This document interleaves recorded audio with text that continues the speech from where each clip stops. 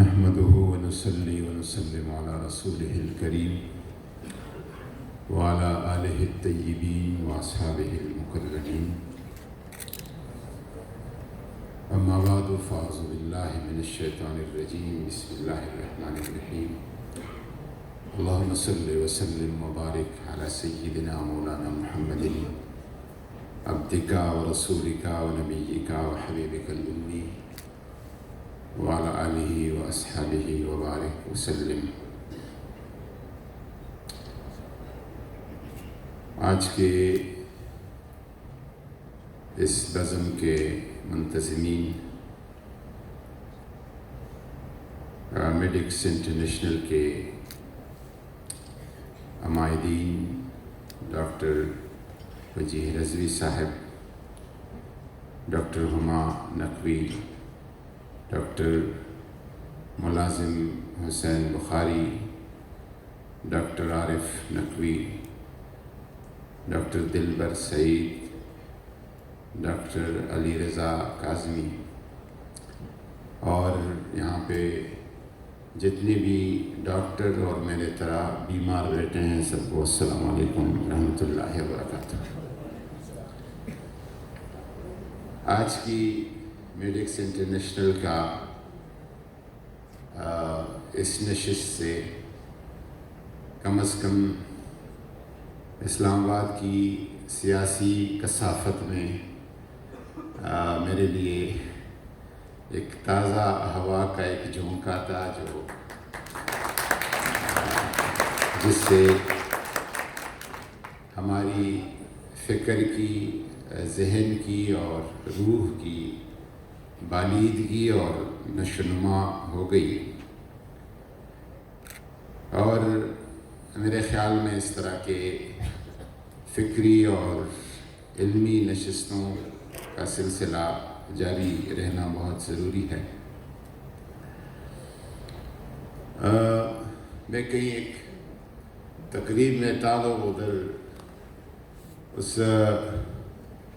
شخص نے مجھے جو کمپیئر کر رہا تھا، اسٹیج سیکرٹری تھا، اس نے مجھے ڈاکٹر پکار کے بلایا. تو میں جب فارغ ہو گیا تو ادھر ایک بابا بیٹھا تھا، تو وہ آ کے مجھے کہنے لگا کہ آپ پیر بھی ہیں، عالم بھی ہیں اور ڈاکٹر بھی ہیں. تو کاغذ پین اس کے ہاتھ میں تھا. میرے پاؤں میں سخت درد ہوتا ہے، میرے لیے ایک نسخہ لکھ لیں. میں نے اسے کہا کہ بابا جی میں وہ والا ڈاکٹر نہیں ہوں، میں پی ایچ ڈی والا ڈاکٹر ہوں، تو میں پاؤں کے درد کا نسخہ نہیں لے سکتا، البتہ آپ کو میں دعا کر سکتا ہوں. میں یہاں پہ جو گفتگو ہوئی اور میں اس یقین کے ساتھ کہ جس طرح میرے پیشروں نے کہا کہ میں نہ ان میں سے ہوں، نہ ان میں سے ہوں، نہ علماء میں سے ہوں، نہ ڈاکٹرز میں سے ہوں، لیکن جو سمجھ بوجھ دین کے حوالے سے میں ہمارے ہندو مذہب کے دوست ادھر بیٹھے ہیں، میں ہندو مت کی یا بدھ مت کی یا کرسچینٹی کی اس کی بات نہیں کروں گا، کیونکہ اس پہ مجھے عبور حاصل نہیں ہے. لیکن قرآن اور دین اسلام کے ایک نالائق طالب علم کی طرح جو کچھ اسلام کے بارے میں سمجھتا ہوں، تو بحیثیت عقیدہ اور دین اسلام کا سائنس کے ساتھ تضاد نہیں ہے. اتفاق کتنا ہے اور اتفاق کے حدود و قیود کیا ہیں وہ ایک بحث ہو سکتی ہے، لیکن اس میں بحث نہیں ہے کہ بحیثیت دین فطرت اسلام کا یا قرآن کا سائنس کے ساتھ تضاد نہیں ہے. اور جب کہیں آپ کو تضاد نظر آتا ہے تو یا تو قرآن یا اسلام کے بارے میں کم علمی کی وجہ سے، یا سائنس کے بارے میں کم علمی کی وجہ سے، اس کی وجہ سے آپ کو ایک تضاد نظر آتا ہے۔ ادھر ایک ہمارے ڈاکٹر صاحبہ تشریف رکھتی ہیں، ڈاکٹر نصرت آرا مجید صاحبہ، میں ان کی گفتگو سے جو کر رہی تھی وہ اتفاق کرتا ہوں،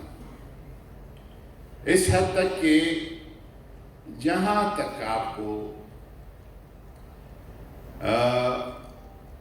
سائنس سے یا طب سے، میڈیکل سے، کہیں پہ آپ کو سائنس کی حقانیت، قرآن کی حقانیت یا اسلام کی حقانیت کی دلیل ملتی ہے، اس دلیل کو بطور ایک روشنی لینا چاہیے اور اس کو بطور حوالہ پیش کرنے میں کوئی مضائقہ اور حرج نہیں ہے۔ ہاں، اگر ہم دین کو اور عقیدہ کو سائنس کی بنیاد پر پرکھتے ہیں تو یہ پھر مشکل بات ہو جائے گی۔ ڈاکٹر علامہ محمد اقبال نے کہا تھا کہ گزر جا عقل سے کہ یہ نور چراغ راہ ہے، منزل نہیں ہے۔ اس نے عقل کو نور تو کہا، لیکن یہ بتایا کہ یہ آپ کا منزل نہیں ہے، جہاں یہ نور آپ کو رستہ دکھا سکتا ہے اس کو استعمال کرو اور رستہ حاصل کرو۔ اور میں اگر اسپریچولیٹی اور تصوف کے اصطلاح میں کہوں تو آپ یوں کہہ سکتے ہیں کہ علم الیقین، عین الیقین اور حق الیقین۔ سائنس آپ کو علم الیقین تک لے جاتی ہے اور عین الیقین تک بھی لے جا سکتی ہے، لیکن حق الیقین تک آپ کو نہیں لے جا سکتی۔ حق الیقین ایک اور چیز ہے، اور وہ اللہ تبارک و تعالیٰ، اگر میں کہوں کہ قرآن پاک نے وَعَلَّمْنَاهُ مِن لَدُنَّا عِلْمًا، اس کو علم لدنی سے تعبیر کیا ہے تو بے جا نہیں ہوگا۔ میں نے کہیں پڑھا تھا علامہ عنایت اللہ مشرقی کے بارے میں کہ وہ جب ولایت میں انگلینڈ میں پڑھ رہے تھے تو اس نے اپنا ایک واقعہ ذکر کیا ہے کہ میرے استاذ تھے اور اس استاذ کا نام اس نے بتایا تھا ڈاکٹر جیمز جینس، جس نے جو اس وقت کے بہت مشہور کیمبرج کے ماہر فلکیات تھے۔ کہتے کہ اتوار کا دن تھا اور سخت بارش تھی اور ڈاکٹر جیمز اپنے اوپر برساتی ایک بڑا گاؤن یا کوٹ لپیٹ کے بائبل بغل میں رکھ کے چرچ کی طرف جا رہا تھا۔ کہتے کہ میں نے اس سے پوچھا کہ بارش، ڈاکٹر جیمز اور چرچ، یہ کیا مطابقت ہے؟ کہ اس نے کہا کہ جنٹلمین، تم شام کو میرے گھر پہ چائے کے لیے آ جاؤ۔ کہتے کہ میں شام کو چلا گیا تو ڈاکٹر جیمز نے کہا کہ آپ کبھی چرچ آ کر میری وہاں عبادت کو آپ دیکھو، کیونکہ میں نے فلکیات کے راستے، جو میرے مشاہدات اور تجربات ہیں، اس کے راستے میں نے اللہ کو ایسا پہچانا ہے کہ جو پادری عبادت کرتا ہے شاید اس کی عبادت میرے سامنے بہت کمزور ہے، کیونکہ میں فلکیات کے علم اور مشاہدے اور تجربے پہ بنیاد پر یوں محسوس کرتا ہوں کہ میرا رب جو ہے وہ کتنا بہترین کریٹر ہے اور کتنا بڑا خالق ہے۔ اس لیے میرا چرچ کے ساتھ اور رب کے ساتھ جو تعلق ہے ایک الگ نوعیت کا ہے۔ وہ واقعہ کافی لمبا ہے لیکن میں نے اس کا اقتباس پیش کر دیا۔ تو سائنس اور سائنس کا کوئی بھی شعبہ، طب ہو یا کوئی اور شعبہ ہو، وہ انسان کو اللہ تعالیٰ کے اور قریب تر کر دیتا ہے۔ اللہ تعالیٰ نے جب فرمایا ہے انما یخشی اللہ من عبادہ العلماء، جس کے پاس علم ہے وہ اللہ سے باقی لوگوں کی نسبت زیادہ ڈرتے ہیں اور زیادہ پہچانتے ہیں، کیونکہ ان کے ساتھ بہت سارے ایسے شواہد اور دلائل ہوتے ہیں جو ان کو اللہ تعالیٰ کے قریب تر کر دیتے ہیں۔ قرآن پاک اور سائنس کے بارے میں سر سید احمد خان نے کہا تھا کہ قرآن قول ہے اور قرآن حکم ہے، اور کائنات اللہ کی تخلیق ہے اور اللہ کا محکوم ہے۔ یہ قول اور حکم ہے قرآن، اور کائنات تخلیق اور محکوم ہے۔ تو ڈاکٹر سر سید احمد خان نے کہا کہ اللہ تعالیٰ کے قول اور فعل میں تضاد نہیں ہے، اس کے حکم اور محکوم میں تضاد نہیں ہے، قول اور تخلیق میں کوئی تضاد نہیں ہے، ایک بالکل یہ ایک دوسرے کے ساتھ مطابقت اور یکسانیت رکھتے ہیں۔ قرآن پاک کے علماء لکھتے ہیں کہ 1000 سے زائد قرآنی آیات میں اس بات سے اتفاق کرتا ہوں کہ ہم ہر چیز کو مذہب کا جامہ پہناتے ہیں یا مذہب کی چشمہ سے دیکھتے ہیں، یہ صحیح نہیں ہے۔ لیکن قرآن پاک جہاں پہ آپ کو سائنس کی طرف اور کائنات کی تخلیق اور تسخیر کی طرف آپ کو لے جاتا ہے، علماء لکھتے ہیں کہ قرآن پاک کے 1000 سے زائد آیت، یعنی چھٹا حصہ، ایک چٹائی حصہ، 6 حصوں میں سے ایک حصہ قرآن وہ سائنس کی بات کرتا ہے اور سائنس اور کائنات کی تسخیر کی بات کرتا ہے۔ بحیثیت مذہب اسلام، بحیثیت کتاب قرآن 3 چیزوں کی بات کرتا ہے، اور یہ تینوں سائنس ہے۔ علم کی بات کرتا ہے، اقرأ بسم ربک الذی خلق، علم سے تو قرآن پاک شروع کرتا ہے، اور اس کی اہمیت جب مولائے کائنات حضرت علی المرتضیٰ فرماتے ہیں تو کیسے فرماتے ہیں؟ مولائے کائنات فرماتے ہیں کہ جو من علمنی حرفا فہو مولایا، جس نے مجھے ایک کلمہ سکھایا ہے، مولا کہتا ہے کہ وہ میرا مولا ہے، جس نے مجھے ایک حرف سکھایا۔ علم سے اس مذہب اور اس دین کا اس قسم کا تعلق ہے۔ امام ابو حنیفہ کے بارے میں آتا ہے کہ بغداد کے ایک غیر مسلم مجوسی نے اس نے پوچھا اس سے کہ کتا بلوغ تک کیسے پہنچتا ہے، اس کی علامت کیا ہے؟ تو وہ حیوانات کے کوئی ایکسپرٹ تھا، طبیعت کا کوئی ایکسپرٹ تھا، اس نے ان کو بتایا کہ یہ علامات ہے جب کتا بلوغ تک پہنچتا ہے۔ امام ابو حنیفہ اس استاذ کے مرتے دم تک اس کو استاذ کی طرح ٹریٹ کرتا تھا کہ ایک نقطہ اس نے سمجھایا، حالانکہ وہ غیر مسلم تھا، مجوسی تھا۔ اس بنیاد پر بحیثیت قرآن بحیثیت کتاب قرآن اور اسلام بحیثیت دین علم کی بات کرتا ہے، مشاہدہ کی بات کرتا ہے، ان فی خلق السماوات والارض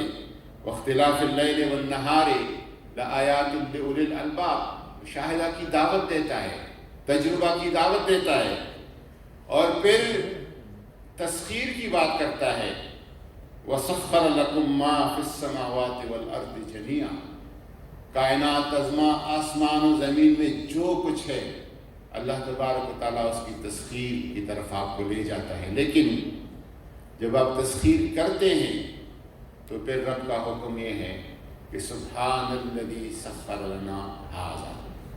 جو کچھ تسخیر میرے حصے میں آیا یہ میرے رب کے فضل سے ہے، اس میں میرا کوئی اتنا بڑا کمال نہیں ہے۔ پھر رجوع اپنے تسخیر اور کمال کا اپنے رب کی طرف کرو، کیونکہ مسخر جو چیز ہے وہ بھی اس کی ہے، اور تسخیر کی یہ طاقت اگر دی ہے یہ بھی اسی کی طرف سے ودیعت ہے۔ تو قرآن پاک علم کی مشاہدہ اور تسخیر کی بات کرتا ہے، اور یہ سب جو ہے سائنس ہے۔ اور میں گفتگو کو زیادہ طول نہیں دوں گا، مزید سمع خراشی نہیں کروں گا، اس پہ کہنے کے لیے بہت کچھ کہا جا سکتا ہے، لیکن اسلام نے جو یونانی فلسفہ تھا، ایک دیومالائی فلسفہ تھا، ہوائی قسم کی باتیں تھیں، اور اس کا اصول یہی تھا کہ حواس خمسہ آپ کو ایک قطعیت کی طرف آپ کو نہیں لے جاتے، حتمی اور قطعی نتیجے تک آپ کو نہیں لے جاتے۔ یونانی فلسفہ کا بنیاد اس پر تھا، لیکن قرآن نے اس کو مسترد کر دیا۔ سبحانک ما خلقت ھذا باطلا، اس چیز کو بھی دیکھو تو یہ کہو کہ میرے رب تو نے اس کو بلا فائدہ ابس بغیر کسی مقصد کے نہیں پیدا کیا ہے، اس کا کوئی مقصد ہے، اس کا کوئی فائدہ ہے، اس کا کوئی وجہ ہے، اور پھر اس مقصد، اس فائدہ اور اس وجہ کو کہ پیچھے پڑ کے اس کو ڈھونڈا جائے۔ بدقسمتی سے 1492 میں جب اندلس اسلامی کا سقوط ہو گیا اور وہاں سے مسلمانوں کو فارغ کیا گیا، تو مسلمانوں کی ایک سیاسی شکست تھی، اور اس شکست کو مسلمانوں نے ایسے دل پہ لیا کہ اس کے بعد سیاسی شکست تو ملی ہی تھی، فکری اور علمی طور پر بھی مسلمان شکست پاش ہو گئے۔ وہ جو ماخذ تھے، جو سائنس اور علم اور فکر کی ایک روشنی تھی، اس روشنی کو وہ چراغ کہیں اور سے جلنے لگے، روشنی دینے لگے، اور پھر اس کے بعد 500-600 سال اعتراف ہمیں کرنا پڑے گا کہ پھر مسلمانوں کے ہاتھوں سے کوئی ایسا بڑا کارنامہ، کوئی بڑا ایسا ایجاد جو کہ اس کے اسلاف نے کیا تھا، کچھ بھی ہم نہیں کر سکے۔ میں